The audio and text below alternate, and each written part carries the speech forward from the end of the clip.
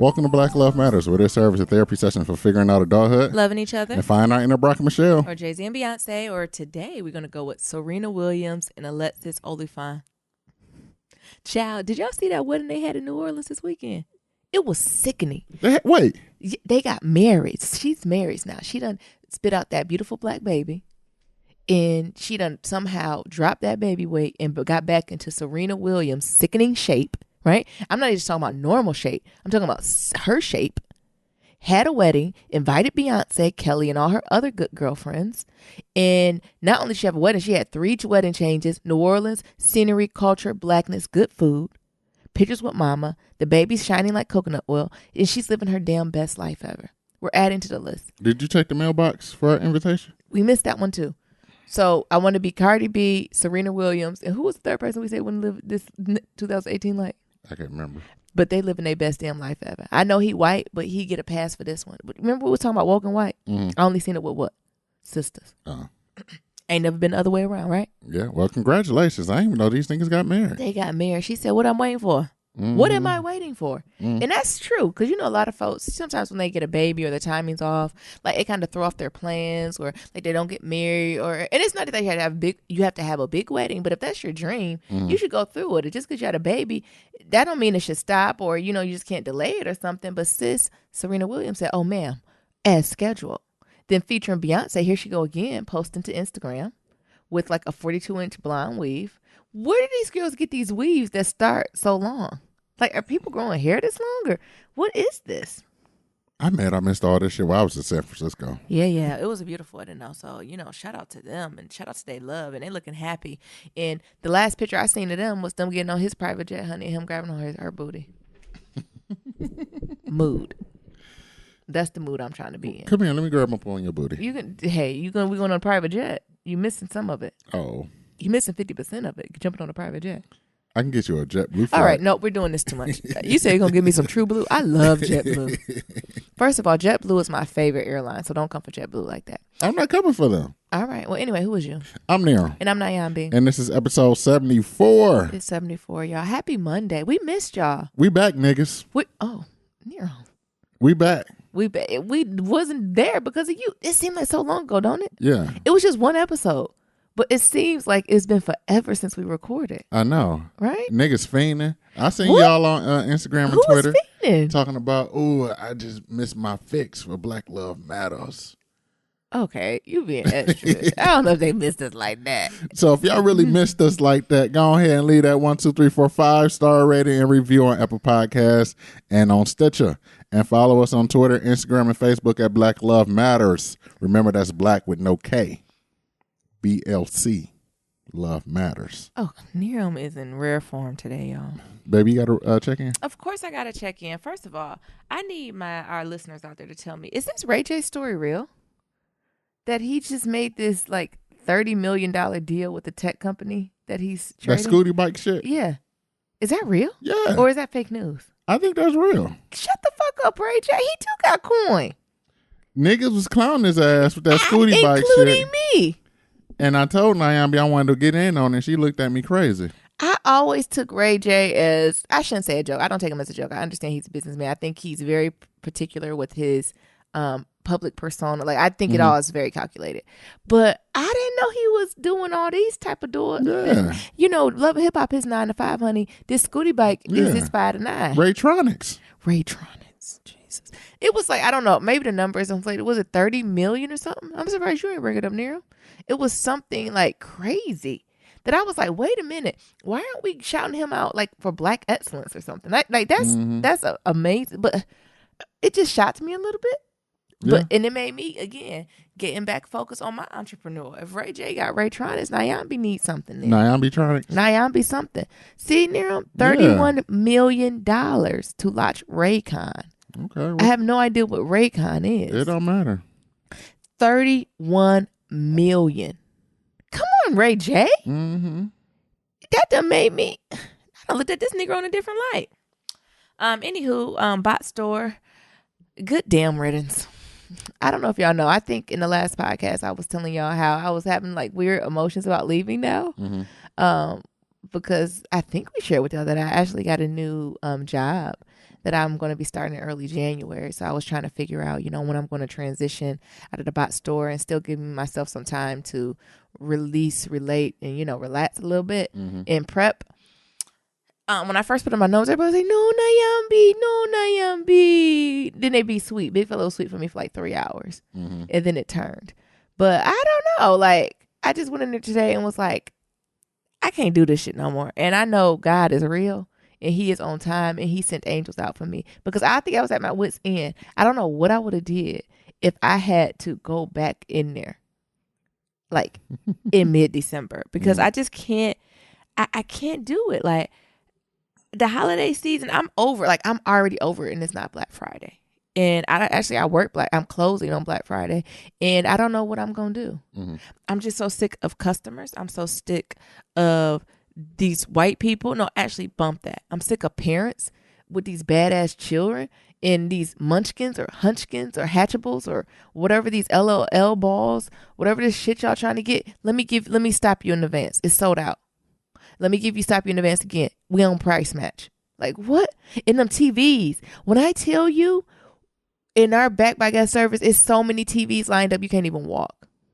It's some good deals on TV, though. It's like 4K TVs for like $200. Do I need to go get a new inches, TV? If you want to. Where are we going to put it, Nero? See, that's what I'm saying. Just as Americans, we just so on this material shit. Like, how many TVs in the world do you need? How many do you need in the damn house? I mean, this nigga just hunched up in his shoulder. It's just, I don't know. And then it really hit the fan because Sunday when I was working, I don't believe in working on the Lord's time, but I said, let me go ahead and get this time and a half and, let me play nights. I'm only working a couple more Sundays, right? The power flashed. And so all our registers went down. And all the white people was like, what we supposed to do? Hey, bitch, you got to wait. What you want? And those folks waited till them registers came out. And when I tell you them lines was wrapped, it was wrapped with a T. And it was just, I don't know. It's time to go, right? Yeah. I don't know why. Well, why before I was feeling sad about it, Nero? Because you feel guilty. Your mama didn't instill that Catholic guilt in you. I'm not Catholic. I know, but you just be instilling it in you. You think my mama give me guilt? When's she last time she guilted me? I don't know if I can even say it on air. Bye. Nero. But all in all, I'm very excited to start my new job. It's a new phase for me, and I'm happy, and I'm really, really ready to embrace it. Like, the closer I get to it, y'all, I give y'all more details about it. Me and Naren, we're probably going to have some announcements coming out about that and how that's going to affect our Black love and being transparent about that. So, and affect this podcast. Yeah, it is. But don't worry, we ain't going nowhere, y'all. We just going to have to flip it a little bit. But I'm just excited about it. Nets scandal. Did y'all see fucking Scandals? No. Motherfucking Papa Popes. What'd he do? He adopted Quinn. What? Yes. Oh, you ain't see it. No. Oh. Spoiler alert. Come on, tell me now. Shit. He adopted Quinn, and then Olivia went to go talk to Mama Pope, which is my favorite fucking character in the world. I love how Mama Pope talk. Oh, Livy. Stupid girl. You came to get permission from me to kill Quinn. Like, it was just a good episode to talk about family dynamics. Like, that family dynamics was huge. Tell me more. I was in training now. Come on. I mean, the biggest thing is that Papa Pope stole Quinn, and Olivia was like trying to reach out to her mom to figure out how to do it. Her mom's like, oh, bitch, if you want to be the head bitch in charge, you got to do head bitch in charge things. That means that white hoe got to die. Oh, your daddy got to die. So suck it the fuck up. But she said it's better to have your dad fear you. She said that's basically, I'm loosely translating. That's why she said if you want to be the head bitch in charge, you want to wear big girl drawers, you want to wear thongs and smell yourself, you got to do thongs and smell yourself type of things. That means letting bitches die. Oh, I thought you were going to say get on the pole. And that's basically what Mama said, have a good day, because it looked like Olivia got Mama trapped up in somebody's penthouse somewhere. Just like her daddy did, but then she just got finer dining. And the daddy looked like he was trying to give her out because he want these bones. Did he really want these dinosaur bones? Yes, he want his bones. I want my bones. Oh, he getting old too. I'm like, let me give him his bones. Even Jake was like, give him the damn bones. And she wouldn't. And so it ends with like Olivia bluffing with him to be like, listen here, old man. You either gonna hand me Quinn and that white ass baby, or I'm gonna call the FBI, the CIA, Ku Klux Klan, white people, the Smithsonian to come get your ass. So how he still out the elevator? I mean, he was command. I don't know. Who knows? He probably went through the third dimension. And he's locked up in his basement. You know where he had Huck at? Yeah. And so Olivia made the call and was like, all right, you got about 30 minutes before I can cancel this hit I got out on your ass. Give me Quinn or what we gonna do? Yeah. And then she's like, fuck that. You don't got 30 minutes. You got 30 seconds. Then she start counting down. And he walked away and he opened the door and you heard Quinn scream. And then he shot. And then you heard it was 3-4 gunshots. And then Olivia had a nervous breakdown. Like, you know how you be, sis, bro, cuz black women, y'all already know this. You ever had a moment when you got to cry and you got to cry silently without no tears? And then you got to hurry up and get your shit back together before they come back in the room? That's exactly what Olivia did. It was like, oh. And then she heard his footstep and she had to shake that shit off. It was like she bit her tongue. And then she could look at him straight face. And then Papa Pope was like, you want to see the body? And he had blood all over his hands. Mm-hmm. But, you know, he still could be bluffing. I don't know. Charlie gone go. And Charlie been losing his mind. He just been visiting morgues looking for pregnant white women. He been going ticky. Fitz and Melly and that black man with their weird love triangle, with their open relationship. They trying to figure out how they gonna work together. Mm-hmm. Melly again on Olivia Good side, basically, you know, trying to say, you know how when folks be telling you stuff, but you apply to them shit don't apply. Mm-hmm. So Melly was more so giving her props because she's like, you know, we about to sign this peace treaty, sis. Like, we making moves. Presidents have tried to done this before. We did this shit in 3 months. We bad bitches. It's nothing but us up in here. Mm-hmm. You know, we gonna have to hurt some feelings, but it's all right as long as it's just me and you. And then you just Olivia, you're right. It's just me and you. And then she started feeling herself, and it's been a wrap ever since. Mm-hmm. That's all I remember that stand out. Damn, I missed it. What you mean? That sounded like it was good as hell. I mean, but it left at the end where it was just Olivia and her dad face to face. Like, and she just kind of had that, you know how she had that blank stare? Yeah. But I could feel her like, shit. Like, two things in the episode. So that idea of breaking down, but not being able to break down in that moment. So she had like a good 5 seconds to tremble, shake, basically holler out. But she had to hold that shit together, right? Because she command. Yep. So that spoke to me. And then also spoke to me about father-daughter relationships. How they really mirror each other. Because that's what Mama Pope said. She said, both y'all niggas the same people. She said, Mama Pope basically like, both y'all niggas is crazy. And I really don't fuck with neither one of y'all. And I'm going to find a way up out of here. Because she was saying, like, you know, oh, Olivia, you're not a bad person like your dad. Your dad locked me away and didn't let me come out in public. You just gave me a good apartment. Like, you know what I'm saying? Yeah. She did the same thing. It might have been nicer with more sugar, but she's doing the same thing. So I just thought that was interesting, like that family dynamic, and how even when Olivia was asking her for help, she was like, why can't you just be my mother and help me? And then, you know, how I first got the name of the actress. I think her name is Candy. She said, oh, Livy, goodbye, sis. Talk about that toxic black love. That's who should have been black love, Mama and Papa Pope. Could you imagine when they first started dating how sickening that had to be? Right. Could you imagine the passion? Mm-hmm. Can we do a backstory on they love? Can they do an episode for Valentine's Day? And can we get the backstory to all the couples? So can we get the backstory? Did we already get Fitz and Melly? Yeah. And then can we get the backstory to Mama Pope and Papa Pope then? Mm-hmm. Can we get all of that? Like, I want everything. When they first met, when they was in love, and then when they start, because they had to be the couple who go to sleep and they both got guns under their pillow. Could you imagine sleep with it? You be like, oh, I'm gonna kill this mother. Him or me gonna die. Mm-hmm. One or the other, because what it came out that her mom left her when she was like younger, right, to be a terrorist. I want to know why. She went to go not be a terrorist because she went to go join Black Lives Matter. Shut up. That's what I'm saying. We don't even know what organization Mama Pope really joined. They just telling us she's a terrorist. What is she fighting for, right? Mm-hmm. You know, and more of their backstory. So I think that'd be a dope episode, don't you? Yeah, just to learn about them. What's the name of the actress? Candy Alexander. Yeah. She plays the fuck out of it. She used to play on CSI. She's a good ass actress. She's not in enough movies actually. So that's all was Scandal. And then what else gave me life was How to Get Away with Motherfucking Murder. We finally know who died. Who died? Spoiler alert. Nero, you want me to tell you? Want me to wait? Who died? Nero. Tell me. No. Want me to tell you? Yes. Okay, spoiler alert. That little Indian man died. The Indian man? Who always be talking shit at that firm. Oh, yeah. Yeah. And extra spoiler alert. Ain't nobody kill him. He made a mistake and shot himself. What? They always in the wrong place at the wrong time. The fuck? What? Oh, PSSS, other spoiler alert. You know all that blood why Annalise was losing her mind? Laurel came to visit her. You know that elevator gets stuck? That elevator got stuck and she was having her baby in the elevator. So where the baby at? Annalise pulled her through the grates and the police was coming to get her. I mean, the ambulance was coming.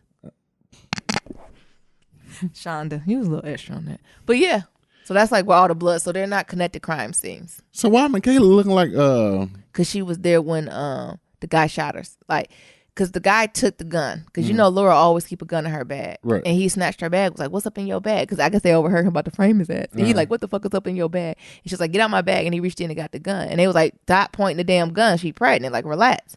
And then, you know, him and his douchey self, he tripped over the trash can and shot himself.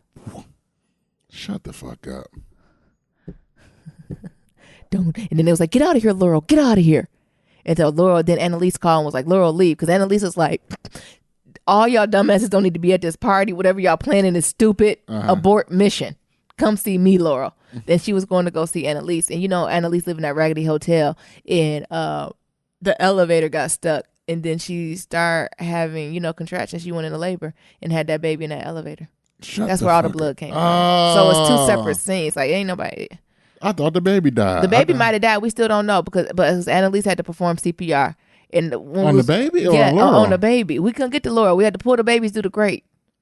Through the grate. Because it's one of them old school elevators. It did. So Annalise got the baby and cut the cord. Then this is too much. And cut the extension cord. I'm not the extension cord. I mean the umbilical cord. And then the baby wouldn't breathe it. And 911 was like, you got to press on that baby. You got to get some CPR. And then Annalise was like, the baby going to die. And then you know how I'll start speeding up again and how to get a word murder on the chalkboard. And all of a sudden at the end you heard the baby cry. Yeah. Oh, shit. Damn, I missed a lot. What do you? I missed some good ass TV in San Francisco. And then lastly, This Is Us. Fuck. I ain't watch. I didn't watch American Horror Story, but This Is Us was good because we just focused on old boy. What's my boy Kevin? He's at a full blown. He off that shit. He is on that shit. I called that because he was popping them pills too comfortably. Miley Percocet. Come on, it's a real thing. And so he got invited to go back to his high school, and he said, somebody want to honor me, cool, I'll go on back. And he was just fucked up the whole time he was there and stumbling and, you know, giving these speeches. And even the speech, he was like, I don't deserve this shit. Like, I don't even know why I'm getting it. And everybody clapped for him at the end. He was like, I've been fucking up like my whole life and I still get it. Like, I battled with that scene, right? I tried to have empathy with him, but it pissed me off because that happens to white people. When we talk about mediocrity and white privilege, and especially white male privilege, Kevin is who the fuck we're talking about. So he's been fucking up consistently, making bad decisions. And it don't matter how many times he slip and fall. Right. He just go to another level, honey. He can have herpes like Usher. And people still clap for his ass. P.S. That lawsuit was dropped. What? Yeah. God damn, I missed a lot of shit. And Tyrese got his baby back. What? 50-50 custody. What? And a restraining order dropped. Damn. Shut up. But I'm still talking about This Is Us. And so we got a little backstory to Kevin and his dad. And it turns out he was a real bomb football player. But he broke his ankle or leg or something broke, and he was in the hospital. And I don't know. It was just interesting dynamic between him and his dad. Like, they really had some tension. Like, I think initially I thought they was really lovey-dovey, but they weren't. Because Kevin was like very arrogant as a high school schooler. And I guess a recruiter came to talk to him. And he was just like, yeah, your team good, but I don't play for Notre Dame. Like, it was very like, Penn or Cute or Pitt, I don't know what school it was, but you know, they'd end up transferring. Like, and his dad was like, "Who the fuck are you talking? Like, I ain't raised you like that, bitch." Like, very much like that testosterone. You can feel the testosterone. And he was like, "Get the fuck out my face." You know, the scene that got me, and I said, "Come the fuck on, white daddy," where they was going back and forth, and when the son was being rude as fuck, and then the son whispered, The dad was like, what you're going to do now is go upstairs and you're going to write an apology letter to that coach for being disrespectful. And then he was like, I don't want to do that, blah, blah, blah. And the mom was like, no, you need to do it. He's like, I'm not an AA. And the mom was like, you know, trying to say that's a part of his 12-step process. And white daddy put his hands up to like, mama, shut the hell up. And white daddy got up in Kevin's face, you know, real close, pull him. You know how you yoke him up? Yeah. And he said, you got something you want to say to me, son? Do you got something you want to say to me? And the white boy looked at him and he said, nah. But that scene, it is something about like, do you got something you want to say, son? Nigga, what you want to say? If you're feeling froggy, jump. And if Leap. he would have said something crazy, he would have knocked the shit out of him right there. Like, it was one of those moments like, what he put it? Like, White Daddy came up out himself. White Daddy looked like Mexican Daddy. I said, is he Mexican? I said, is he Latino? Oh my God. But he can't, you know how you get the breathing hard? Like, he got the breathing hard. Then you know how the spit start coming? He said, do you got something? And you know, you got to get close to their face. Do you got, I'm going to get to the mic. Do you got something you need to say to me, son? And it was like that awkward silence. And you could see the mom in the background like, oh, they about to hit each other. Like, even the mom was like, I don't know which way this about to go. What was Rand doing? Meanwhile, on the rest, the mom looked like she ain't know who was going to win. Because not that daddy in bad shape, but we talking about prime high school about to go to college football player. So he can hold his fucking own too. Oh, I was shoot his ass. What? I was going to say get a bat. No, trust and believe, Nyambi. Actually, we got to say, because you know I'm a big ass nigga. Actually, I said, I'm pulling a gun on his ass. No, you're not. Yes, I am. No, you're not. Yes, I am. No. I'm pulling a gun on his ass and it's going to be on and popping. Yeah, so. And I bet what? His ain't going to step to his daddy no more. It was one of those moments though. Like, I don't know what it's like, a defining of masculinity. It was a dick swinging contest at that moment. Daddy won, but he was very close to trying to see if he could win.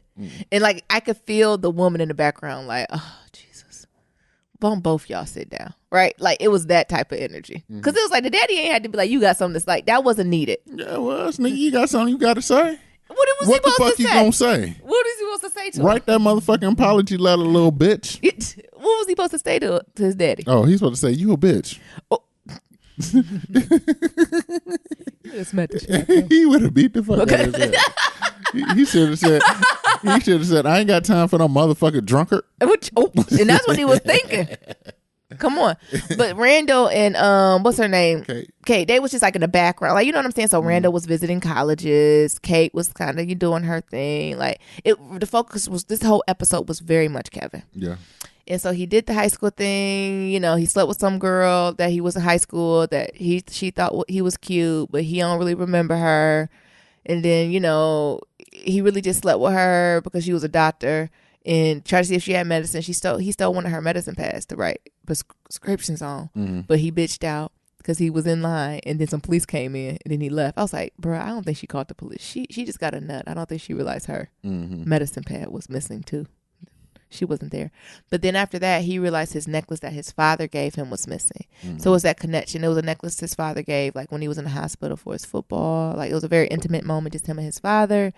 And so he's like, I got to get that. And so he went back to her like, I need this. And she's like, motherfucker, you like, he pulled an old school like undergrad move. Then you sleep with someone, like, can you give me some water? And you disappear.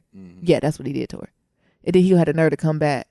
White privilege at its greatest. And be like, I need the necklace. And she said, I don't see a fucking necklace. Get out my fucking face.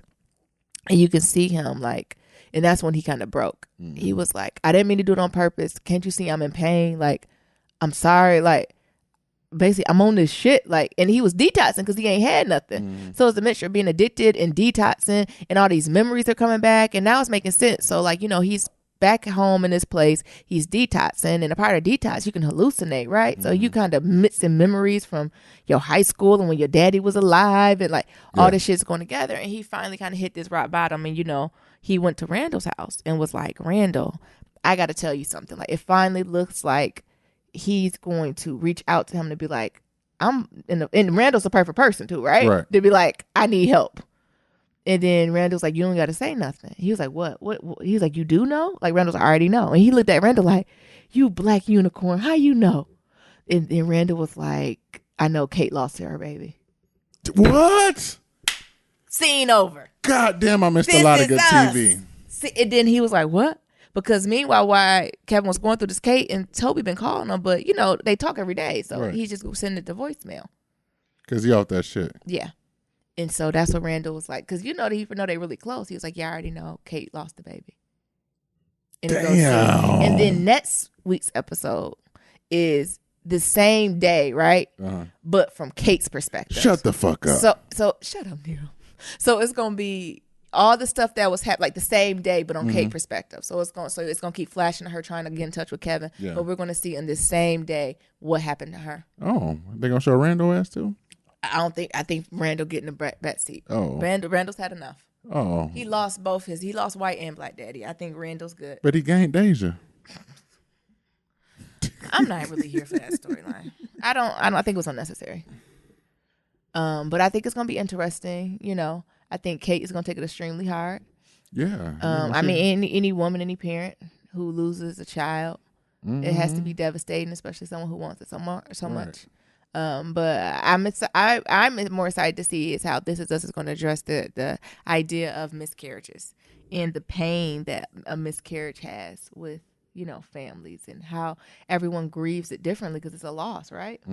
And how I think in society it's not something that's talked about as much. Like, how do you tell people? And that's exactly what Kate said. Like, she's like, I didn't want to tell people because I thought I was going to lose this child. Right. And she did. Lost it. And now she got to tell people I'm what? Not pregnant. No more. Oh, my God. Whew. That was a little update. Good TV?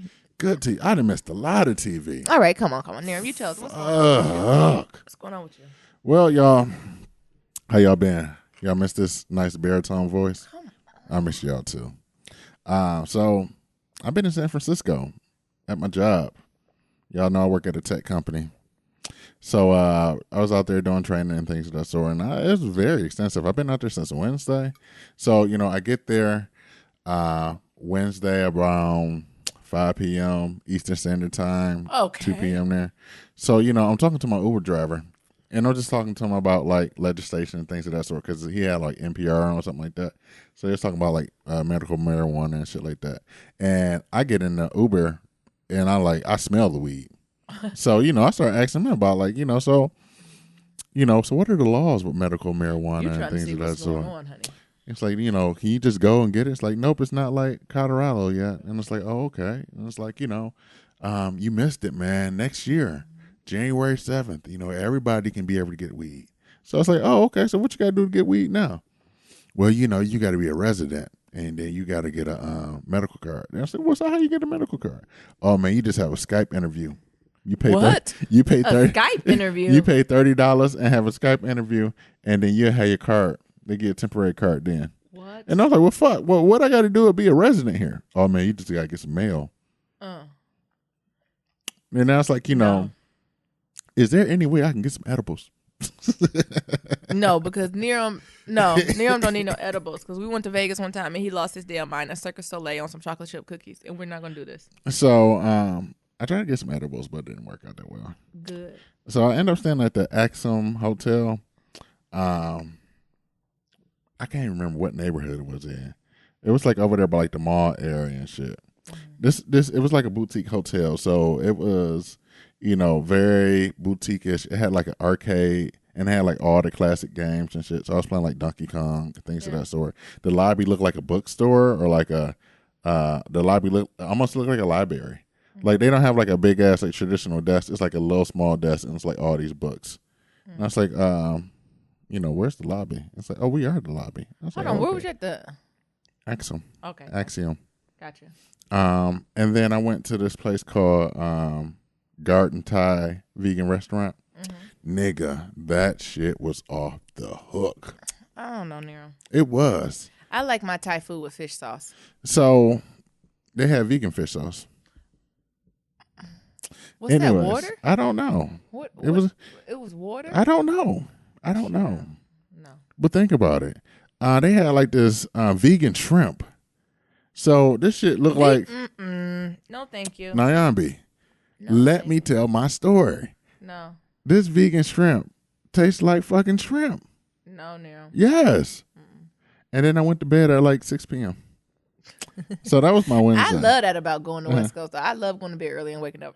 Like the sunlight was still out. I heard the little ding ding from the bells and shit like that. Yeah, I love that. So Thursday I woke up at 2 a.m. like a baby, wide awoke, hungry as hell. Because it's like 5 a.m. Eastern time. That's usually what time I wake up to go work out and things of that sort. And we met everybody downstairs around like 8 or so. So I was just up. So I was like doing work. I went to a club. I ended up getting dressed and going to a club. Ooh, and you ain't tell me that. having some food there. Oh, that ain't a club. That's a lounge. It was a lounge, club lounge. Did you go by yourself? Yeah. Why? Because I ain't meet nobody. I haven't met nobody from my my teammates. Okay. And like I was trying to reach out through them, but nobody responded. So I just went out. Oh. So I meet everybody, and you know I'm the only black guy in a sea of like 12 people. Most of them are like white women, you know, blonde, redhead, brown eyes, brown hair, all this other shit. So it was like, you know, all these white women, and then it's 4 dudes. So you got the black guy, you got the white guy who's from Florida. Mm-hmm. He's a Republican and he's gay. What? What type of oxymoron? What type of Caitlyn Jenner shit is that? You got the conservative Latino man from. Can we talk about conservative Latino Texas. males and how they get on my nerves? Yeah, we can. Conservative Latino males have been working on my last nerve for the last couple months. I think that's what I've been running up into. I think that's what Big Fella half. I think Big Fella's half Latino, half black or half white. Something about the conservative Latino men. I can believe it. You know, I got might a have to talk conservative about that. Latino man at my other job, and I cannot stand his ass. Yeah, it's almost cringeworthy. Yes, It's I like, cannot bruh. stand his ass. It's like, bruh. And then the 4th guy was like, You brown. from the Midwest, but family's racist, and you can tell that he's just been awoken. But he kind of looked like he was out there screaming blood and soil. Like he kind of had like the same haircut and shit too. So it kind of like threw me off a little bit. Yeah. It's like, yeah, you know, my family's racist, but you know, Why do white people feel it necessary to announce it? I don't know. So the training was, all in all, the training was good. You know, like I said, I work at a tech company, like one of the name brand big tech companies, and you know, these motherfuckers had a coffee shop. They had a kitchen on every floor. Like, first of all, when you go in there, it's like this nondescript building, because they got like 4 buildings. So they got like the main building, they got the logo and shit of the company on there, and then you got like these other buildings like throughout San Francisco. So one of the buildings that we did training in was like the sales building. So it's like this nondescript building. You walk in there, there's this desk with a security guy, and you know you go up to any floor. So you get out the elevator, the walls are white. Yeah. And there's just one door, and there's the bathroom. Yeah. But once you go in the door, it's like something out of a movie. You know, you got stand-up desk, you got, you know, fully stocked kitchens, you got chefs, you got coffee shops and shit like that. It was interesting as hell. Yeah. My type of people. Yeah. You know, I don't even drink coffee like that. I know that's your energy though. You like Yeah, that. I don't even drink coffee. I like a good chai. It's but, like when everybody likes to be at work. Yeah, it's just different, right? So like the, like part of the office is almost like circle. So it had like a walking track. Like, you know how you go to Dick's Sporting Goods and you try and shoes. So it got like a little walking area where people, and since it was the sales floor or the sales building, like everybody had on these headsets and like walking around trying to pitch people different ads and things of that sort. Yeah. So that was cool. Friday had more training. What was interesting about Friday is that I also met up with some people. And we can talk about that too. So Yeah. Friday, it was just a regular day, and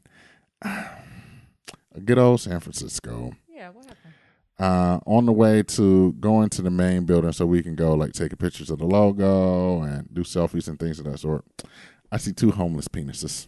What? Yes. Attached to a person? Yes. Oh.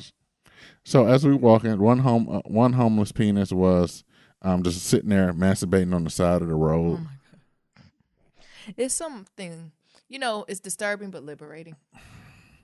So my ass seen it first. Disturbing but liberating. So I don't know about disturbing or it's definitely disturbing, but I don't know about the liberating part. Sometimes, you know, if you just need to bust a nut and you just need to do it. Nigga, I'm walking right, and you know the thing is, you know, I'm from Detroit, so I got my head on a swivel. I'm trying to stay aware of my surroundings, and then like it just came upon me. I was like, "Whoa, shit! This man is masturbating." You silly. Like, oh shit, he's masturbating. And like all the white girls, oh my god, oh my god.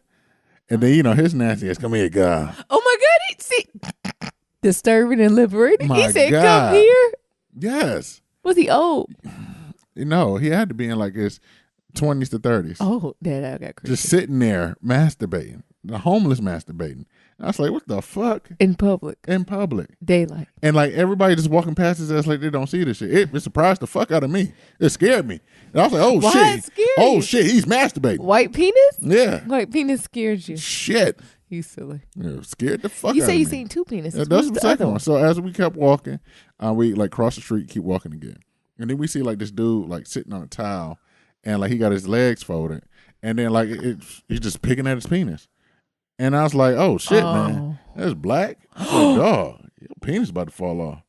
What? Fuck. What? Hold on, his penis was black. Yes. Was he black? No, he was white. Was his other skin white? Yes. Was it like dirt? No, it looked like gangrene and that shit. And it was like again, it's like, oh. And I was like, ladies, don't turn right. And then what they do? They turn right. Oh my God, another penis. Another penis. Oh my God, another penis. Too many penises. Too many penises. Did they dirty? That dude. He need to go Wait, get himself his checked penis is black. out. It was black. Black is this. Public health professionals out there. What does that mean? It looked like gangrene. On the penis? Yes. How did that happen? Black is my wallet right there. Oh. A black leather wallet. That's what the penis. And was he like. picking at it, like picking at it and shit. Oh my God!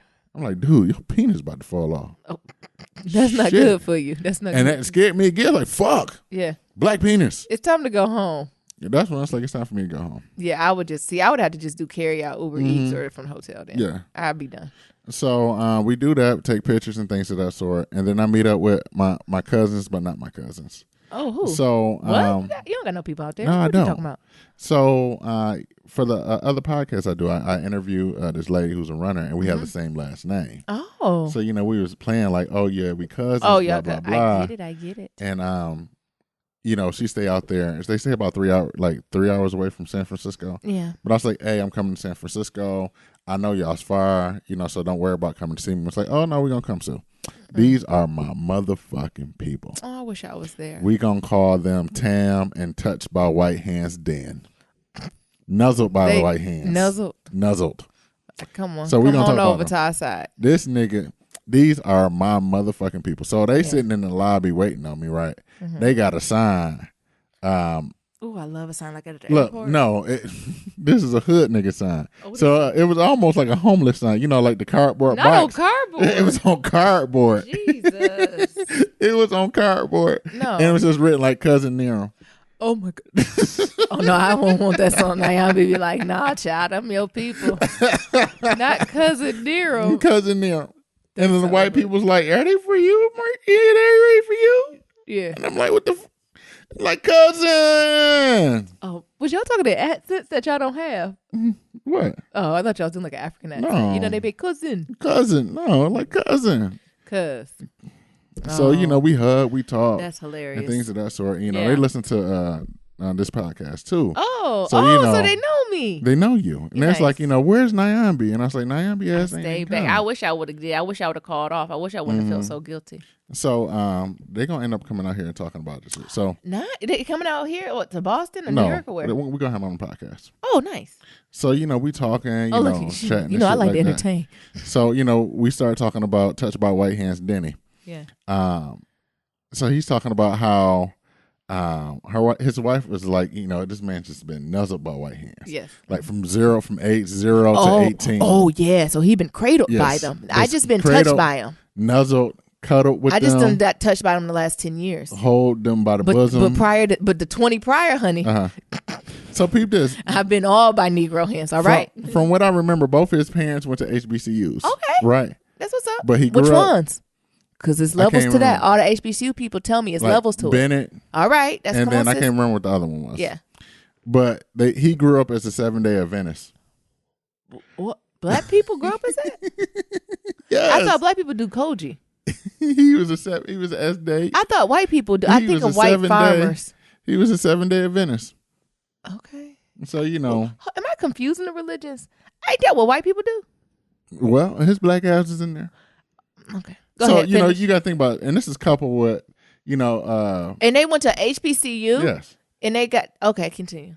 So Let me Google it. let's Let me just get my let's just describe this. Tam, she got sister locks, and then Touched by White Hands Denny, he got like dreadlocks and shit like that. So it's like, bro, but you got all these dreads, like from 0 to 18, I was touched by and nuzzled by white hands. Like my family didn't want me to be a part of the culture and none of this shit. I said, what? What the hell is going on here? Yeah. And then he ended up going to a black college. I can't remember which one he went to. And he's like, that's when I was awakened. I was awoke. And then I said, you know what? My family can't keep me away from my culture no more. They can't keep them away. They went to HBCUs. Exactly. Yeah. So that's when he started growing out his dreads and shit like that. But he's like, and then I met me a nice black woman. And then it was a rap. And he said, all my homeboys that I grew up with, they just married white women. And I was like, what city he from? They from both of them Alabama. What? Yes. What the hell? Is he light skinned? No. Dark nigga. Did he pass? No. Wow. He what we say? Civil rights black. Civil rights black. Yeah. Damn. And then, his family grew up a 7-day Adventist. So he went to a HBCU. And down south, how he skipped over to Southern Baptist. Okay. Uh-huh. Look. Yes, I'm still. When we have him on the show, we can talk more. I had to ask all of this. So Tam is like a librarian. I forget what. Librarian? A librarian. What was you going to say? Libraries? You know me, I got a little speech. How do you know about library? One of our goodest friends. Yeah, our best friend. Yeah, one of our good friends. Librarian at Library Congress. Well, all right. They do many. Oh, okay. Go ahead. She the shit. She is the shit. Mm-hmm. So we went to this place called the Loving Hut, and it was like a vegan Asian restaurant, and so they vegan too. So also they're vegan. Yes. So Nyambi the only one who eat things with a heartbeat. So he grew up as a vegetarian because he's 7-day Adventist. Yes, I know they're very particular about food. And Tamara recently went vegan, so they just automatically converted to vegan. So she gave me some books. Oh. Some vegan resources. Yes. Shout out to her. Mm-hmm. She said it came from a person in the library, so I'm excited about that. Oh, that's sweet. So we go to this place called the Loving Hut and, eat some bomb-ass food. We talking. What type of food was it? It was like Asian. Okay. Asian the Asians food. only know how to cook vegan food? Asian influence. Asian? Yeah. Okay. It was good as hell. Oh, yeah, I'm sure it was. So we did that, and then we talking about touched by white hands, laughing and shit. It was almost like we was family. So then they take me to this fancy ass bathroom in the mall. So what? Yes, a fancy bathroom. a fancy bathroom. So I was like, I use the bathroom. So of we go, course. and he's like, you're gonna be surprised. So how the bathroom layout is like, you got the man and the woman section, but in the middle, as you come out, is like the sinks. Mm-hmm. So like as you wash your hands, you look up, and like there's no mirror or nothing. You just look up and it's like a woman across from you washing her hands. That's kind of sexy. And I said, what the hell? Hey. This is that new shit. Break down gender boundaries, Exactly. barrier and conformity and stereotypes and structures. Mm-hmm. You can get on from that. Yeah, exactly. Hey, good looking. Hey, how you doing? I like how you wash your hands. Oh my God. So we take the BART to Fisherman Wharf. And that journey in itself was interesting because what's it called? The Fisherman's who? Wharf. Okay. That's just like the port or something. Okay. So it's like the piers. Oh, the piers. Okay. So and I think Fisherman's Wharf is like Pier 39 or something like that. That's where all the shops and shit. Okay. So we take the BART and then we hop on. Well, Touch of White Hands. Denny was like, I'm gonna have you get on the historical. A slave ship. I don't want to get on a slave like the ship. trolley carts. Oh, okay. I'm sorry. I didn't know where we was going. Think Rice-A-Roni. Oh, like the no step. I'm thinking Full House. Yeah. When they go on the the red Step by step. No, that's Step by Step. Shit, no. Full House. Yeah. I forgot the thing, but yeah. Rice-A-Roni. Yeah. San It's the Francisco Sesame treat. Yeah. So that's my ass on a motherfucking trolley. Rice-A-Roni. The San Francisco treat. Is it really? Yes. How many times y'all ride on that trolley? It only go one way, don't it? Yeah. Up and down. It just goes up and down. So, we rode that bitch up. Mm-hmm. So we go to this place. So, first we're walking around, doing whatever. Yeah. Just, taking the sights in. First of all, they got a big ass Christmas tree there. Yes. Sponsored by Disney. So we was just looking at the hitting the Mickeys and shit like that. I love the holiday season. So I'm there for it. So, we walking around, we still talking. We found like a left-handed store. And Tam was all excited about that. And then she left-handed? Yeah. Mm-hmm. And then we found like this. You know how they have those like water massage beds? They got the thing on it. I always want to try one. So, Touched by White Hands, Denny loved that shit. Well, you see me touched by white hands. Nyambi want to try one. Was it good? Did you? I know Niram got in there. So, when we get there, he excited like, yeah, like this remind me of Vegas. So we sit up in there trying to haggle with the man. Like, look, I hate haggling. $5 per person. So we end up getting them down to like $20 for like 2 people or something like that. But it was like originally $30 or something like that. So I go. He's like, Niram, come on, man, get up in this. Like, no, man, I'm good. Yeah. No, Nyambi need to been there. I'm like, move out the way. I done got this 2 for the price of 1. Get your ass up in here. So I get up in there.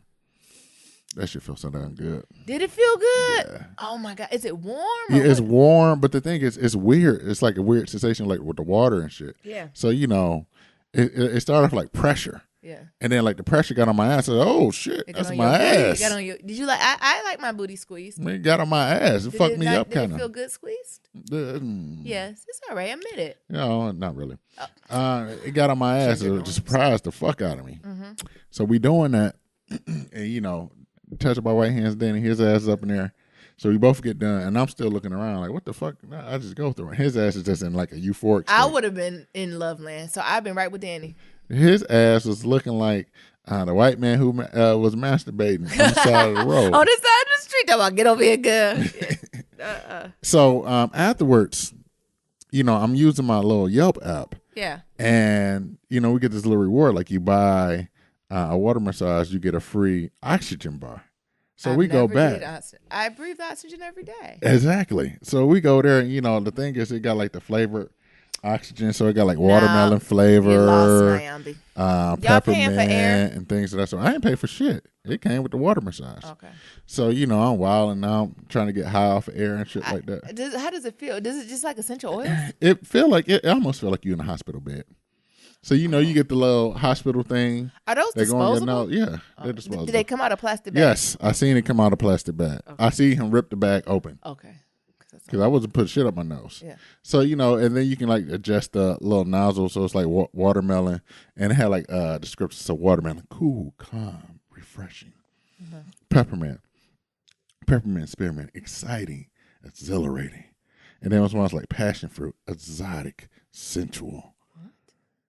And the other one's like peppermint stick. And it's like exciting. Focused. So what the fuck? How did it feel? It just felt like air. So it's like essential oils. More or less. Yeah, like so if you put an essential oil in a diffuser. Yeah, and you just getting in a higher concentration. So we doing that shit, and I'm trying to get high off air since I can it's get not my to get edibles. high off, Nero. I'm trying to get high off air, okay. So it's 100% oxygen, and then he put like this little massaging thing on my back and shit like that. So where the fuck they don't got that on the East Coast? No. So then we seen this low rate magic show. By the 70. Did you say low rate? Yes. We see this low rate magic Y'all show hate her. by this 70-year-old woman, and her name was Mary Mary. Stop it. So, all the Shackles and Mary Mary songs was just jokes was just flying. Oh my goodness. So we cracking jokes and shit like that. And then her ass is just old. So like the tricks wasn't even all that. It was like, I'm going to set some fire. And like she living her dream. Look, I call this the fire twist. And she like set some sticks on fire and she just spinning them. All right, when y'all see something y'all like, I need y'all to say ooh and ah.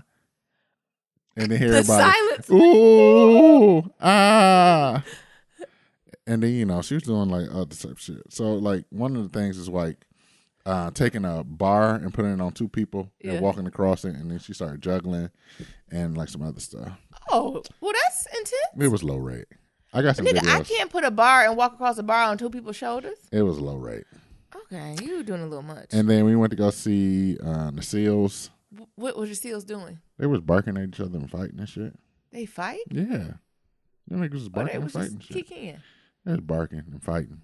Why they was fighting? They was taking their space up. Yeah, they was just barking and shit. Oh. You know how SEALs be, and then they start fighting and shit. You know, how they fight with no hands? With their mouth and their head. Teeth. They got teeth. Oh. Shit, they bang their head up against somebody else. Get the fuck out the way. And somebody bang their head up against them. Shit, that's how they fight. All right. And then what else? That was it. And then Saturday was like the long flight back, and like tried to get prepared for my photo shoot that I had on Sunday. Oh, Nero got a photo. Another photo show. It's Look, a photo you know shoot. what? When I think about the goodness of Jesus and all he does for me, my skull cries out hallelujah. Yeah, whatever she said. Because this point last year, did you think you will be having 2 photo shoots, about to be featured in a magazine, traveling to San Francisco, doing the work you love, having this podcast with me? We've met so many people through I know I said 2017 was rough. It was just a year of growth, I would say. And, I'm just, reflecting on it. God is good. Yeah, it is. All the time. So Sunday, I had a photo shoot. Yeah. And I had to drive out to New York City. So look, I'm just going coast to coast. So I went from San Francisco to New York. And guess what happened? Meanwhile, Nyambi is at the bot store. I went from self-checkout to lane 14. So guess who did the pictures for me? You remember LaToya? Yes. That we had dinner with. Her husband is a photographer. Shut up. And the nigga is dope. I know he is. He's dope as hell. Yeah. So, his photography style is way different than the guy from Runner's World. Like, Eric is so methodical with the picture taking. Like, he's like, all right, take that pose. Yeah. I want you to do this now. And then you were like, snap, snap. All right, I'm done. So now I want you to adjust yourself and pose like this. Yeah. Snap, snap. Versus like the Runner's World, it's like, it's this rapper shot like, Yeah. snap, snap, snap, snap. But this guy was like very methodical on like the What shit. he Was taking it. Yeah. And he was very like, all right, I'm gonna take 3 pictures of this. Yeah. I'm gonna take 3 pictures of you in this pose. 1, 2, 3. All right, shift your body and hold your head like this and tilt your head. Snap, snap, snap. Yeah. I was like, oh shit. Okay. But he was very methodical, dope ass pictures. So I can't wait to get him back so I can show him to the other podcast and stuff. Yeah. But he's bomb as hell. So once they come out, I'll definitely make sure I shout him out as well. Him and LaToya, Eric and LaToya, definitely some dope ass people. Nice. Yeah. Good. So that's been my past. Oh my goodness. Now. From Wednesday to fucking Sunday. Like I said, I was at the bot store cussing them out. I'm tired. I don't know how we're gonna get through this rest of this podcast. We are. Okay. What do you mean? We just got some quick pillow talk. We just got some quick pillow talk, and we actually had a question we need to answer. Okay. Sounds good? Sure. So the first thing I want to talk about for pillow talk is what the hell is going on with all these sexual assault cases? Y'all are not playing games. People are getting motherfuckers fired, and they are bringing up all types of receipts. Did you see all this stuff going on? No. You see Al Franken? Who the fuck is Al Franken? Is he a senator? I think he's a senator. He used to be on SNL, the comedian. He usually really talks a really good game, right? You know what I'm saying? He was like squeezing some girl titties. He was accused of sticking his tongue down somebody's mouth when he was supposed to be doing a performance or something like that. But the girls, I think he's a senator from Minnesota. That's what I'm thinking. But the girls are saying that we get letting Al Franken off too damn easy. What? Yeah. So that done happen. Allegedly, they say Russell Simmons done did some stupid shit. Which Russell Simmons? What the? Who the hell else, Russell? You know? The investor, the rich investor dude, or who you think? Or Def Jam? Bye. And then the last one is the other guy. Like this just too. Who's the other guy? I said the other guy, Jeff. I don't know, that white man who played in Transparent.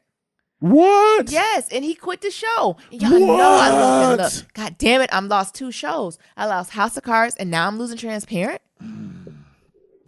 So and they he killing them off? I don't know. Oh, how the fuck he going? Or they just not bringing it back. You just pay people they servants pay and the show over. Damn. I hope they do at least 1 season.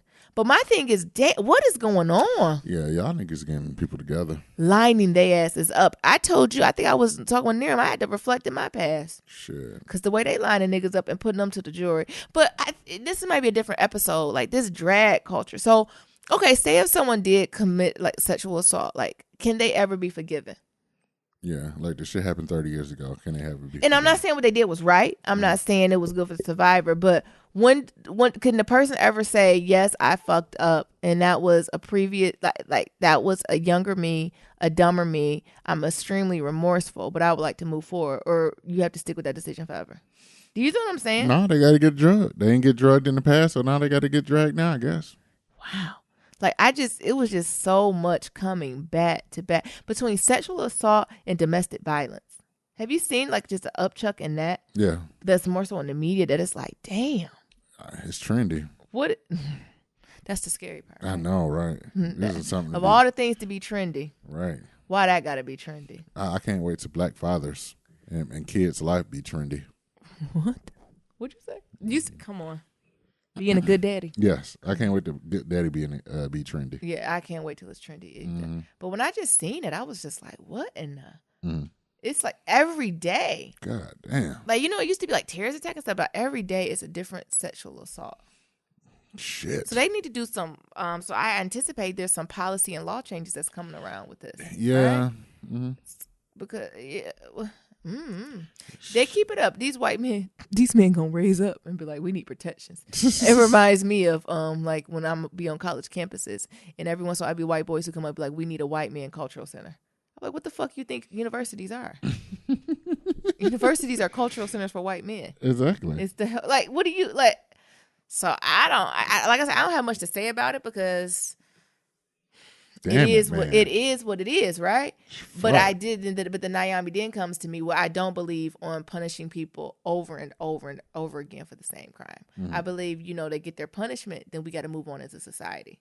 And I know a lot of folks don't necessarily rep behind that, but I am a firm believer that once you commit a crime, you own up to it and you pay your time or you pay your debt to the society, it's like you've paid your debt. Right. You have to pay your debt now. So I'm thinking that's what's happening to these men now and these women is that they haven't paid the debt. So maybe this is the debt, but sis bro cuz when they pay this debt, okay, we got to let that go. But that's neither here. That's another episode. You know what I'm talking about? Yeah. Next, Nerum, did you hear Jennifer and David broke up? Who? Jennifer Hudson and David Ortega? Or something? Yeah. God damn. What is going on? Black love community? But I knew something was going on. They was engaged for too long, honey. They was engaged for like 10 years. I didn't know that. Let me Google. They was I don't know why. Allegedly, I mean, if I have to guess, allegedly probably a cheating, allegedly probably a controlling thing, allegedly, we just grew apart type shit, something. But I was like, damn. Why every time folks break up, is that a celebrity thing? They got to get restraining orders? They got a restraining order against each other? Absolutely. What? Yeah. Like TMC. Let's see. Like Jennifer Hudson and fiance David Otunga split after 10-year relationship. Yeah. And then what? The singer receives a protective order. What the fuck? Yeah. Like, that's what I'm saying. Is that the new thing? What happened to just breaking up with people and like being moving on with life and shit? And moving, or just stalking them on Facebook, right? It's okay. Everyone can admit it. Like, stalking them on Facebook, shading them on Facebook, being sly. But what are all these protective orders? What's going on? God damn. Right? Damn. And you've been with someone so long. So that means you feel like you needed a restraining order while you was in a relationship with them. So she must have took Nyambi advice and left in the depths of night. Probably. And didn't say nothing. So he knew when we knew. When he got that protective that letter. He knew when we knew. David Otunga, yes? Yes. Don't you roll your ass back over here, okay, nigga? That's what it said. It said, don't you roll back through here. No more. Damn, I'm sad.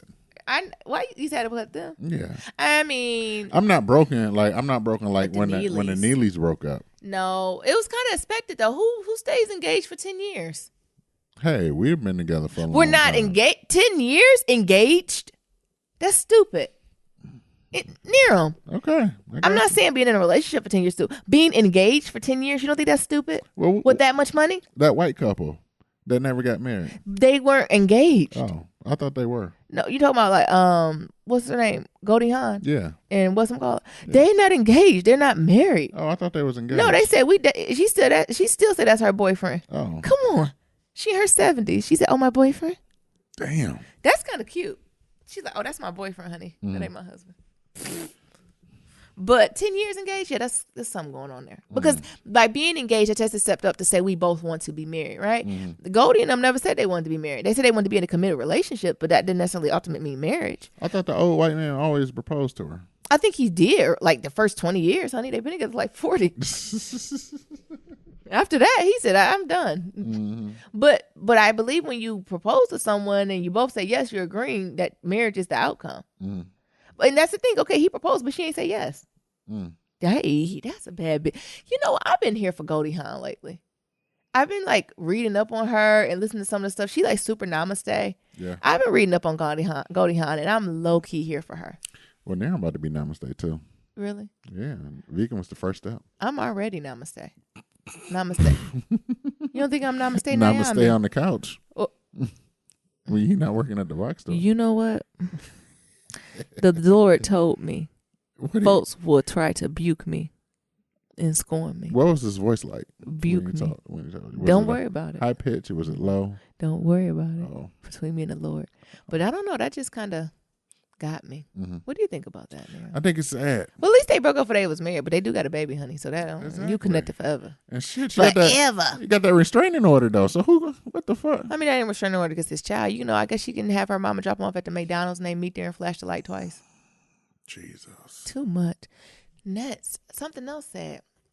We need everyone to keep them lifted in prayer. Jesse Jackson done say he got Parkinson's. What? The elders are getting older. You know what? I can't go And out of we town gotta no more. appreciate our elders. I can't go out of town no more. All the shit that went down. What? Look at that shit. What'd you say? All this shit that went down. From good ass TV to Russell Simmons allegedly a sexual assault to Jennifer Hudson and Dave Otunga breaking up. Now Jesse Jackson got Parkinson's. I knew something was going on because he's been way too low key lately. Have you noticed that? I said the last 5 years he's been super low key. You know? Yeah. But yeah, he has Parkinson's. Jesus. And now he's saying that, you know, he's just taking his time to heal. And it's hard to do like everyday tasks, but he's just taking it one step at a time. It is something about that because I think he said his father died from Parkinson's. So, you know, it's something that runs in his family. So just keep him lifted. How old is Jesse? About 74, 75? Yeah, he up there. Oh, he's 76. So, you know, and that just got me to thinking, we losing our elders. Yeah, we are. You know, you got to cherish them. He done put in so much work. How do we play it forward in his honor? Right. How do we, you know, is it our generation turn or is the generation still ahead of us? They turn. Who turn is this step up? So that's our millennium generation. Is it our turn? I don't think it's our turn. It can't be my turn. I'm not old enough yet. But you got to think meanwhile, about this we're in shit. our 30s. We're not old enough. We're still growing. We're developing. But think about this shit. Like what? It was like 21. How old was Martin Luther King when his ass died? Young. Do you know what I'm saying? Yeah. Not even when he died, but when he started it. Right. Here, our old ass millennials, we're too young for this. Are we supposed to take the lead now? Right. We are the elders, right? We need to start taking the reins so the elders can rest. Like, you know, we're about 10 years from that age range where it's hard. I forgot what the folks, I talked to some of my older friends, and they said that's the hardest age to be. It's like in that 40 to 45 to 50, because that's the point where, or I should say maybe a little younger, 35 to maybe 45, right? So that means it's usually when you're starting your family, you'll have kids who still need to take care of you. You could have parents who are getting sick or aging and they need to take care of you. Like, you know, you're being pulled in both directions. And at the same time, if you kind of living in this culture, your career is always is also taking off. And then at that same time, you begin to fall to pieces. So you no longer can just eat cheeseburgers every day and you going to the doctor and they telling you your cholesterol too high. Like all these things are kind of happening around this age frame and it's crazy. But it saddens me. What saddens you? Our elders are getting old. Well, that's the goal. That's the only thing. Only thing you got to do is what? Stay black and die. Run, Jesse, run. Oh, Jesse, I just don't want to start 2017, 2018. No deaths. Was that how 2017 started? Yes. Didn't 2017 start like when all these people just start dying? Could somebody check on Al Sharpton? Is he still posting selfies on Instagram? Al had that surgery. Didn't he lose that surgery too? I don't know where he had. Al done had that. Well, forget it, surgery or not. He done got that weight up off him. And bruh is clean, okay? We don't have to worry about him. You can see how thick his roots are and his edges. Oh. I ain't know that had anything to do with anything. Yeah. Oh yeah, your hair. How the thickness of your hair and the health of your hair reflects in your body. Oh. But yeah, Jesse with Parkinson's. Oh my God. That don't hit you a little bit in the throat. It do. Like it's a kind of a realization. Like yeah. But even if he ain't had Parkinson's, this man in his 70s. Shit, I'm getting tired. old. Like, you know, he want to rest, right? And spend time with his family, his kid, and his grandkids. So, you know, y'all just keep Jesse Jackson lifted in your prayers and send him good healing thoughts and energy. I hope he on his green smoothies and just enjoying his life. And thank you, Jesse Jackson, for everything you done, from that rainbow to connection to them tears. When y'all feel bad about reposting them. Remember, what was it when Barack Obama won? Yeah. And he was crying. Yeah. Come on. Y'all don't do that to Jesse. Y'all niggas with them third eyes out there, open them up for Jesse. Yeah. Did you say them niggas with them third eyes? Yeah, y'all know who y'all niggas are. I do know who them third eyes are. You know, at first I used to think they was them 5%ers. Honey. We ain't gonna talk about them. No. 1 and 2. Is it 1, 2, 5? Is it? Are you a 1%er, a 2%er, a 5%er? Yep. Come on. And then you got niggas with third eyes. So y'all niggas with third eyes, I need y'all to open them up for Jesse. Yeah. What else we got? Lastly, did you see this Banana Republic employee? No, I ain't seen shit. She filed a $1 million lawsuit after she was suspended from working because she had bot sprays. She just had cornrows. I wish the bot store would suspend me because I come to work with all types of hairstyles. You know what? We need to stop calling it box braids. So that's what white people called it. Oh. Cornrows. Them ain't cornrows. Cornrows is to your hair. Them just plaits, honey. Oh. Plaits. I done took it to Plaits. originally. She done got these plaits, honey. So her name is Destiny Tompkins. This is a baby, mind you, 19. She was suspended in early October for wearing bot sprays, which were allegedly called Too Urban. Now, come on. Destiny is suing Banana Republic for $1 million. Come on, who is your mama? Her mama been touched by white hands and said not today, Satan. Mm-hmm. And meanwhile, I love a good Banana Republic jacket. Well, they're just taking my food options away. They're taking places I can shop away. But I got to hold back because they tried it. Or maybe I need to give. I can give this towards her $1 million. I don't know. Mm.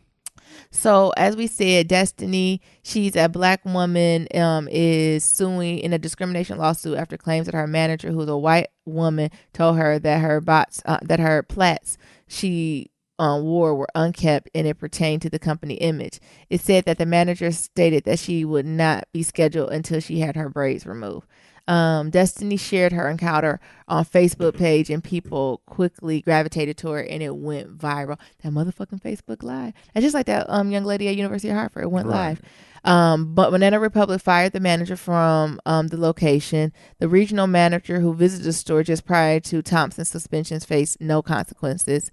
Gap Inc., the parent company to Banana Republic, along with Michael Guinness, former store manager, and Jill, some long white name, regional manager, is also listed in the lawsuit filed by the Supreme Court in Manhattan on motherfucking Monday. What I gotta say is get your money, sis. Get your money, sis. What? Why are white people, why would you, and mind you, they had a picture of the sis braids. They weren't unkept. They weren't unkept? No, they were fly, actually. Actually, it looked like she probably paid too much to get them done. Well, hell, she was in Manhattan. Do you know what I'm saying? Like, it was just like, let me look at these braids. Go and scroll down. You can see them. They were fine. Look. Oh, damn. They were fly as fuck. That's what I'm saying. They're cute. Like, they're the longer braids and this little blonde and black mist in it. They were trying her. Can you get your hair like that next time? Oh, you're trying me. Yes, I can. Would you like, you going to treat? Your treat? My treat. Hey, I get you whatever you want. Oh, okay. All right. Well, that's old school. Ain't nothing like your man paying to get your hair and your nails done. You get my nails done too? Hold up now. And my eyebrows. Whoa. In a new outfit and some lunch. Oh, that's a perfect day. But yeah, I'm looking at the pictures of sis. Yeah. She's a baby. Them actually look like They twists. fly as hell. They almost look like tourists. But yeah, they're not even box, but they ain't even like the poetic justice braids. Like they're just like medium sized braids. Yeah, like I would it say looked like that. it's her hair. Just Look straight like down. It look like a Senegalese twist or something like Oh, that. come on now. Come on with your education. Yeah, you know, I throw it up in there once in a while. Yeah. But what do you think about this? Crafty crackers being crafty. See, these are the crafty crackers we're talking about. Well, you know, as we say in San Francisco, we call them CCs. Yeah, CCs. C squared. Yeah, we just call them CCs. They call it CCs. Yeah. Okay. I'll cut back on the crafty cracker. Yeah, a lot of folks come up to the day be like, oh my God, we love crafty crackers. I can't lie. I done got that from my grandparents. I ain't create that. That's old school, honey. Oh, What? Grandma. God, and she'll say under her tongue, God crafty crackers. God rest the dead. Yeah. I got that from my grandparents. So grandma has Alzheimer's, or she had Alzheimer's, and remember when y'all parents put her in that white, oh my God, that white home? Yes. So they done put her ass in like the best. It was nice. Alzheimer's house, like with home memory and things of that sort. So you know these people are like doing all types of exercises and shit like that. And they have like a fake house where she can pretend to cook and all that.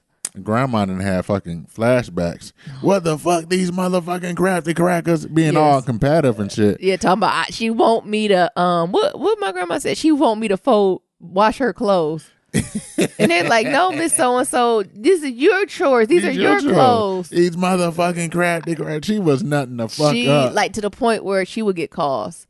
Like they would call like my mom, my aunts to be like, you need to come down here. To the point they didn't put her ass out. Yeah, And, so she had to get put out and get put with to go to a HBCU. and then put grandma with the black ones. She had to go to a HBCU. Ooh, that motherfucker was in the hood too. It was the hood, but she loved it there. You had the gate where you had to get Get in. in. Oh my God. Like it was fine inside, but it was in the hood, but it was all black. Yeah. Jesus. Because we couldn't have them around She black couldn't people, be white with people. she couldn't be with and it was black people there, but it was like all white workers. Yeah. And she did not. Grandma was hitting on them and everything Yeah, else. and she was called every day. She called them crackers. Yeah, I crackers. wonder how them white people felt. Shit, I don't know. Every day she called them a crafty crackers, and she said she was not She said, "I'm not washing and cleaning up after you, because you nasty."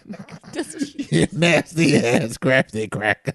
I remember my mom was so embarrassed. Like, okay, that's enough. Okay. Like you get to the point where like that's enough, and she'd be like, "No, you putting on the show for him. I ain't gonna put on the show for him." But yeah, she hated it there. Mm-hmm. I don't know why. I guess I do know, because she came from rural Georgia. Yeah. Back in the 40s and stuff, so I can only imagine. But Banana Republic, you done got off track. It happens. I think it's real. I think I've been fortunate enough to work in environments where at least my hair has always been the subject of conversation at work, but never in a negative way. It's always in white people who's curious. So I've never worked in an area where they would be like, Nyambi, that's inappropriate, right? Right. But it's been, oh my God, that's beautiful. Right. I love how you do your the hair. Like at all the places I work. And I'd rather take that and have people be like, oh my God, how long did it take? Than come from there. Because I know I'd be pushing the envelope when it comes to my hair. And not even my hair. I believe in a head wrap. I'll be coming with my hair tied up, all types of stuff, and dare white people to say something. Nyambi be having like Dare people to say something. deep conditionings going on. Yeah, and they be fucking thinking it's a head cultural wrap. thing, but I just got a deep conditioner under. The fuck out of here. I just trying to get my deep conditioner on, and I ain't feel like rinsing it out, or I was too lazy to complete wash She day. ain't got a deep conditioning going on. They be thinking it's cultural. Shut up. You said for a week. I said, baby, you gonna wash your hair? I That think shit it was gonna like, fall I think out. as long as they had the deep conditioner, it was like a day and a half. No, that it was shit like was 2 like a days. week. It was not a week, but I went to work and it was like, your hair wrap is beautiful. Thank you. But it does get, even with that, it does get irritating sometimes when folks are, and it's a difference. Like, it's never like, oh, I like your hair and keep it moving. Right. Like, it's always, oh, they want to examine it and look up and down. They want It's to like, play with it and shit. it's like, I feel like I give white women compliments on their hair, but I don't stop and dig in it. Like, I'm like, oh, your hair is cute. So it's like, why can't they just be like, oh, Nyambi, I like your hair. No, they and keep wanna- moving, right? They want to touch it. They like want to they be examine using it. weird adjectives. They be like, your hair looks like a goddess. Who decides somebody's hair like that? CC's. Your hair looks, or like they use words like tribal. You like tribal, bitch. Tribal. I've heard people, well, not to Nyam, but I heard people say that, and they weren't in them tribal braids. The fuck does that mean? They don't know. Shit, I don't know. You silly. So, this does happen more than once, and it can be exhausting. And I think this is even an episode of how do you wear your hair when you go for interviews. I used to wear my hair straight for interviews, and then my first week of work, I go with an afro. But now I just go with how I am. Actually, you can ask Niram, I have an interview wig that is a huge afro. So I know if they can accept me on an interview with that, we good. All the other styles you can accept me on, because it's an obnoxious afro. I love that wig, though. I do too. You like it, do you? Yeah, baby. Do it give me a different energy? Baby, I love you with an afro. I thought you just wanted these bots braids. Oh, I do too. Oh, okay. But I love you with an afro. I love a good woman with a natural. All right. How was it for you being a man, black man? I know now, I think back in the day, it was easier for black guys because y'all signatures were like more low C's. Like it was very sharp, right? But now y'all are more, or it's more in the open for, I'm seeing brown men to have like textured hair. I don't know how to explain it. Like, I've seen niggas like with unicorn colored hair. yeah. Say, nigga, what the fuck is that? Yeah, get to the point. Like, and I'm not just talking about dread. Lots of guys with longer hair, right? Because even guys with longer hair, you can pull that back, put in a bun, Right. right? It's always a way to do it. But now men are having a little bit more eclectic styles. I miss my dreads. I'm starting growing bitches. Was back. it hard for you to do dreads in a more business setting? No, not really. Because you can put them back too. Pull them back. Yeah. And you really can't know. Like, you don't know till you roll up on people. And then be like, oh, he got locks. Yeah, they just think it's And your then, I got to correct that. Bitch, don't call him dread. Like, I'm not dreading anything. Motherfucker. Oh, my Motherfucking God. CC. I'm not dreading anything. They just locks. I see Niram don't want to have this conversation. He fading, y'all. You got anything else about that? No, I think it's fucked up. I hope she get that money. I hope she get all $1 million and lawyer fees. I don't want no money. And then go return all your Banana Republic Right. clothes. I don't want any of that money to be lawyer fees. I want all lawyer fees to come out, what's it called, Banana Republic's pocket. Yeah. I want her to get all $1 million, and I want her to go ahead and start a clothing line. And just even flip this million and be like, have it like a trust or something. Like, have them pay for all your school or some shit. Like, like, oh, this can be good. Oh, and then in your lawsuit, write it that they have to create scholarships for underrepresented populations who is that's the type of shit I want to add to lawsuits. Mm-hmm. Fund somebody. Each one teach one. All righty. Kitchen table talk? Yeah, we got some. Sis Bro Claus, submit your question. Go to blacklove@gmail.com. Remember, that's black with no K, or you can leave us a voicemail at 508-784-1111. It says, "Hey, Nerum and Nyambi. I'm a new listener, and I love the show. Thank you. It's amazing. I have a question for you. I just started dating this guy about 3 months ago, and what am I requested to buy a gift? Required? Nerum. My bad. Am I required to buy him a gift for the holiday season? I'm a grad student, so I'm on a damn budget. What should I bring? Should I bring it up to him?" Oh, that's a good question. Mm-hmm. So 3 months. What months are we in now? November. So they'll be dating right around 5, 6, half a year. Yeah, you gotta get that nigga a gift. 6 months, yeah. Well, you give your point, and I'll go. I feel like this. It's 6 months. Yeah, I feel like he should be giving you a gift, and you should be giving him a gift. If anything, put a limit on it. Say, I want to get you a gift, but we both or I'm on a budget because I'm a grad student. So let's agree to do a $50 gift or a $25 gift and call it like that, and just the thought is really what counts. I don't know. I don't know if I feel the same. I think it's up in the air. So I think one route you can take is having a conversation and be like, oh, it started like, oh, so what you doing for the holiday? Mm. We hang, like, where are we going to get together? Are we going to connect? Like, what are we doing? Like, are we exchanging gifts? Are we doing like, what do you like to do? Like, I would start that conversation. Mm. And if it goes naturally that way, but if it doesn't, I think it's okay not to say it. I say, why don't you get you a gift on a budget? Like, don't necessarily go buy something. Go make something. Mm. Is that corny? Would you not? What Nerum said, I'm the best and the worst gift giver. Baby, I done made you a few things. No. We ain't telling you to go do no color by number shit. When I'm talking about make something like do them like a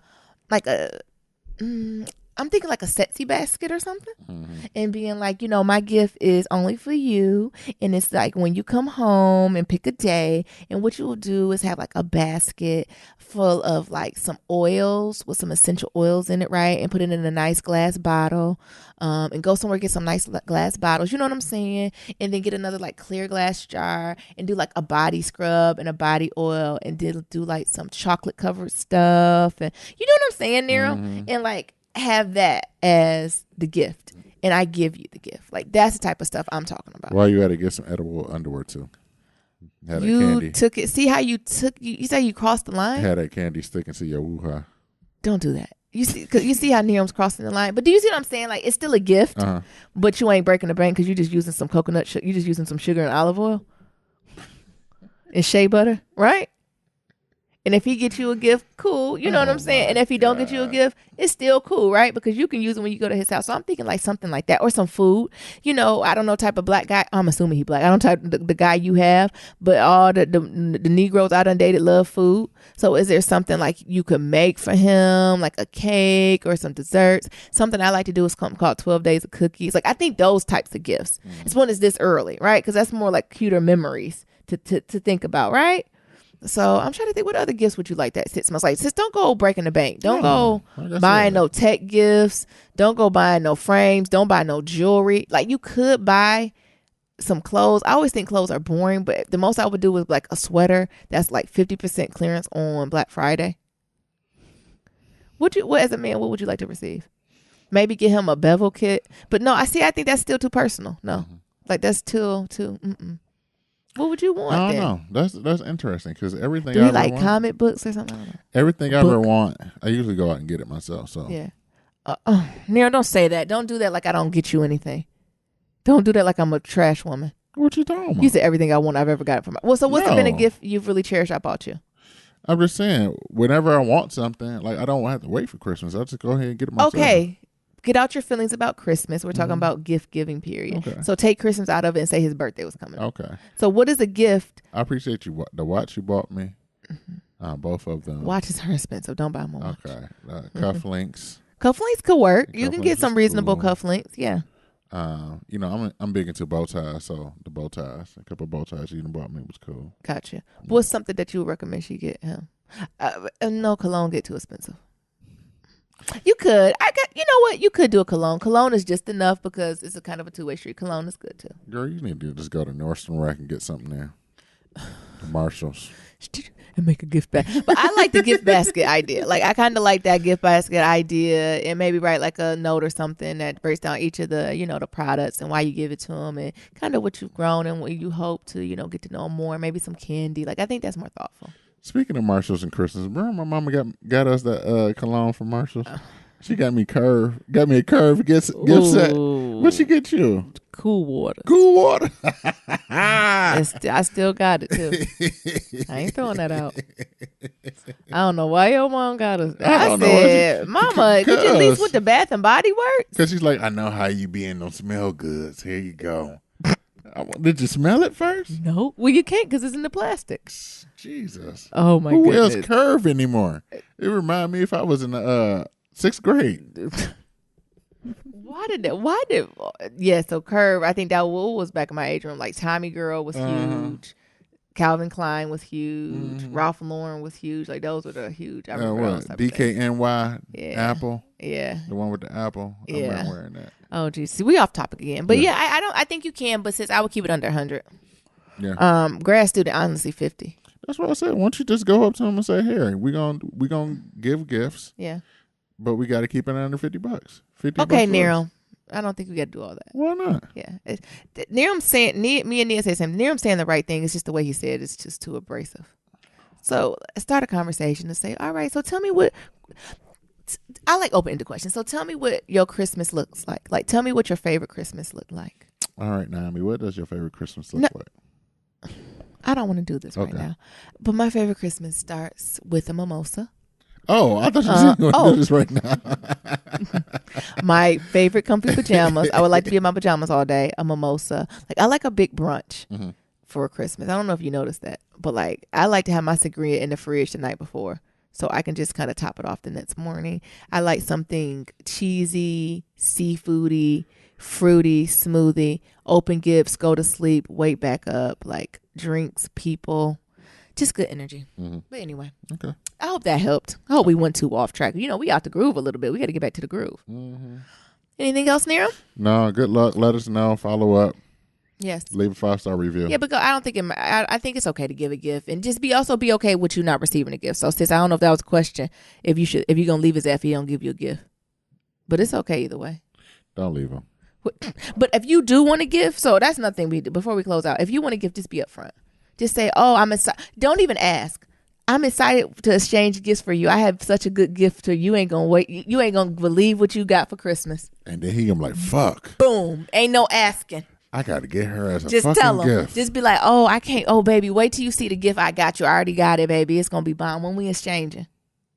Fuck. Bam. So make the decision internally if you want to give or not, and go from there. And then his ass gonna be setting up. I mean, then he gonna send us an email. Dear Naomi. Sis, or better yet, like me and Nia like to do, create an Amazon wish list and put all the things you wanted in the world that range from $5 to $5,000 and send them the link. You never know. Come on, be a blessing. All right, close us out. All righty. So thank y'all for listening. I know it's been a long time that we left you. It's been 4 days. Without a dope beat to step two. I want to go to sleep. All righty. So to submit a Black Love story, go to blacklovematters.com/love story. To submit a question for Kitchen Table Talk, shoot us an email at blacklovematters@gmail.com. To leave us a question, leave us a comment about anything that we talked about on the show, go to blacklovematters.com or SoundCloud, or you can leave us a voicemail at 508-784-1111. That's 508-784-1111. Talk to you guys later. Remember, love is ever evolving. Peace. Peace.